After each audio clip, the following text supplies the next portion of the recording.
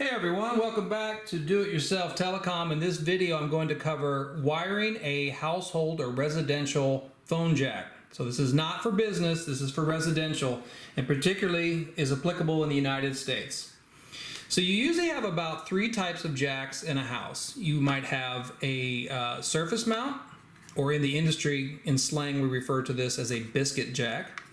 You can have a wall mount jack, which means this sits on the sheetrock and then a phone sits on top of it and slides down. So if you think about a kitchen style phone or grandma's phone in the kitchen that would sit on top of that on these 2 little stubs right here. The last type that I don't have right here in front of me is a flush mount jack, which looks a lot like this, except instead of having these little posts on it, it's just flush into the sheetrock. So there's usually like a rectangle hole in their sheetrock, and then there's the screw holes that the flush mount goes into. The nice part is that the wiring concepts are the same regardless of which type of jack you have. All right, so on these these biscuit jacks or surface jacks, there's usually some kind of like a little spot where you can stick a screwdriver and pry it open. If not, you can kind of stick a little knife or something in there to kind of, basically it's just an interference fit. So all you're trying to do is just kind of pop that cover off of there. Inside, you will see the 4 different screw posts, and there's a red, green, yellow, and black. Now you may see a couple more, like you might see like a blue and a white, that's okay. What we're concerned about mostly is just the red and green. And here's why. Most of your residential wire in the United States is this kind of tan or maybe a beige or like a gray, and it's what we refer to as drop wire, or also category 1, and it's just got 4 conductors inside. So I'm going to strip back the jacket on here. And by the way, these things are called snips or electrician scissors. You don't necessarily need these to get this job done, but you do want to get this cable jacket off of here. You want to peel off about 4 inches. Then inside, here's your 4 conductors. So the nice part is all we're doing is just matching the colors. So if you only have 1 line in your household, then you're really just concerned about red and green. All right, if you want to go ahead and hook up yellow and black, that's fine too. If you do have 2 lines, then it may be using the yellow and black also. That's the way it usually works. Line 1 is red and green, line 2 is yellow and black. So what we have to do now is within these conductors, they've got like a little bit of plastic sheath on them. So we want to peel that back. So I'm going to peel off about 2 or so inches of the plastic sheath to reveal the copper.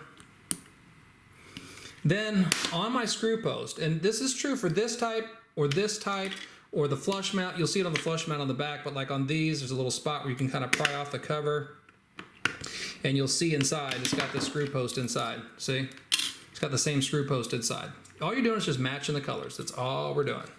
So you want the best practice is generally to put enough of the cable inside the jack so that the cable jacket or the tan part is well into the middle, and then you're just taking the wires you just stripped, loosening up your post, maybe like 1 or 2 full turns. You don't need to take the screw out, so don't take the screw out. You just want to loosen it up, because then you create a gap and you just wrap that bare copper portion of the cable around it like this. All right, you don't want to have a bunch of like extra bare cable behind it. You want to have it so it's just about almost all the way up there. So see how my red plastic sheath is pretty much up to where the screw starts. Then you tighten it down, and of course you got this slack. You don't want to leave that. You can either kind of wiggle it until it falls off, or if you've got a pair of little cutters, you can just cut off that little slack, because you don't want that slack in there. Okay, we don't need that. We don't want that floating around inside the jack, shorten things out. And then repeat the process for the green, and you can repeat the process for the black and the yellow as well, if you want to or if you need to.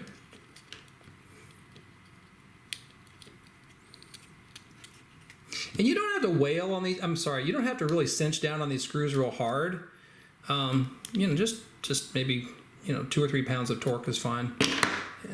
All we're trying to do is just get the copper to be pressed up against that screw, and the other little there's like a little metal fork in there that connects to the green wire inside the jacket. See how I just kind of wiggled it off until it broke off? All right, if you're not going to use these, you can either just cut them, or you can loop them up and just stuff them inside here like that, and that way in case somebody needs to come back and use those pairs. I'm just going to cut them off right now.